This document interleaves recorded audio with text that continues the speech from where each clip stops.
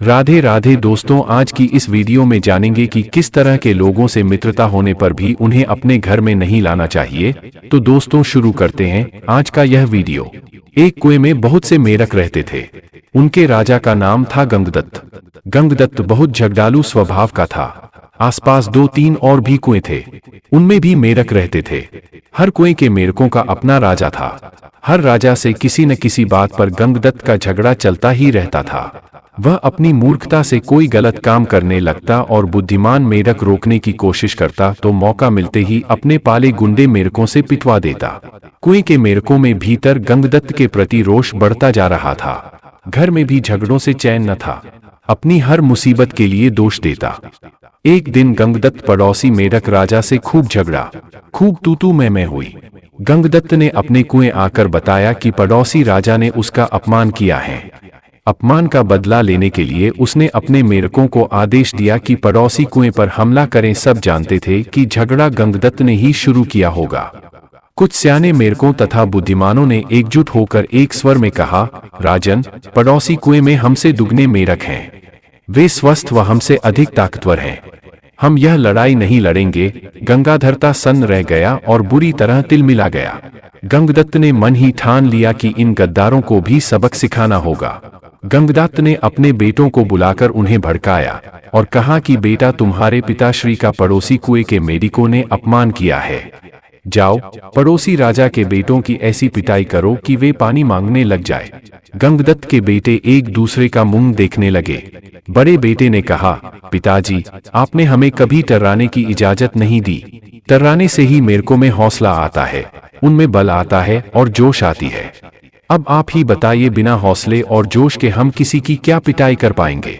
अब गंगदत्त सबसे चिढ़ गया। एक दिन वह कुड़ता और बड़बड़ाता हुआ कुएं से बाहर निकलकर इधर उधर घूमने लगा। उसे एक भयंकर नाग पास में बने अपने बिल में घुसता हुआ नजर आया। गंगदत्त सोचने लगा कि जब अपने दुश्मन बन गए तो फिर दुश्मन को अपना बनाना चाहिए। यह सोचकर वह नाग के बिल के पास जाकर बोला, नागदेव, मेरा आपको प्रणाम। नागदेव फुफकारा, अरे मेंढक, मैं तुम्हारा बैरी हूँ। मैं तुम्हें खा जाता हूँ और तुम मेरे दरवाजे पर आकर मुझे आवाज दे रहे हो।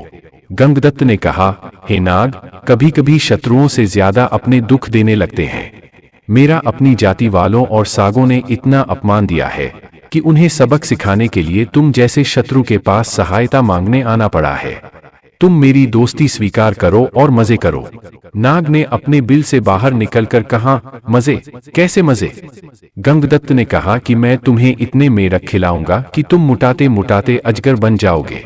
नाग ने शंका व्यक्त की, पानी में मैं जा नहीं सकता, मेंढक कैसे पकड़ूंगा? गंगदत्त ने ताली बजाई और कहा, नाग भाई, यही मेरी दोस्ती तो तुम्हारे काम आएगी। मैंने पड़ोसी राजाओं के कुआं पर नजर रखने के लिए अपने जासूस मेंढकों से सुरंग खुदवा रखी है। हर कुएं तक वह रास्ता जाता है। सुरंगें जहां मिलती हैं वहां एक एक कक्ष है।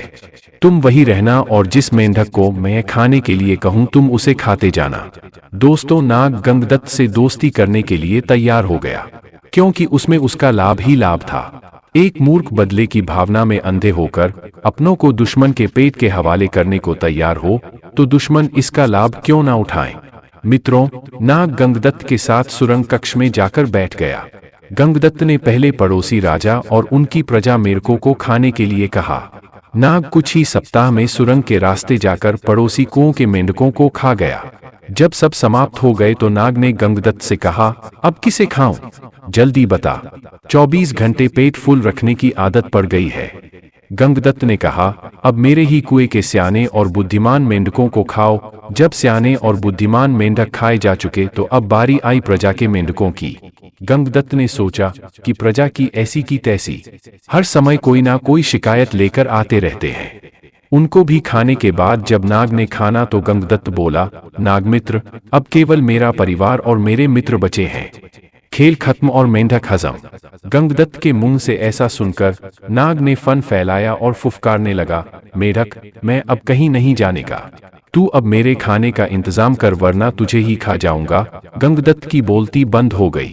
उसने नाग को अपने मित्र खिलाएं। उसके बाद उसके बेटे भी नाग के पेट में चले गए। गंगदत्त ने सोचा कि चलो मैं और मेरकी जिंदा रहे तो बेटे और हो जाएंगे। बेटे खाने के बाद नाग फिर फुफकारा, और खाना कहाँ है?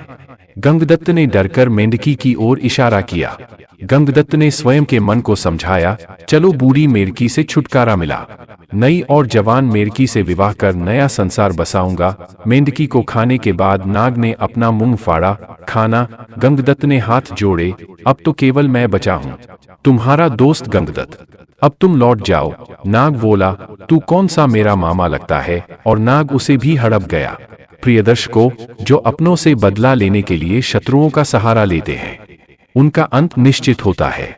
दोस्तों, वीडियो के बारे में आपकी क्या राय है? कमेंट के माध्यम से अवश्य बताएं। आप सभी दर्शकों का बहुत बहुत धन्यवाद। जय श्री कृष्ण, जय श्री राधे।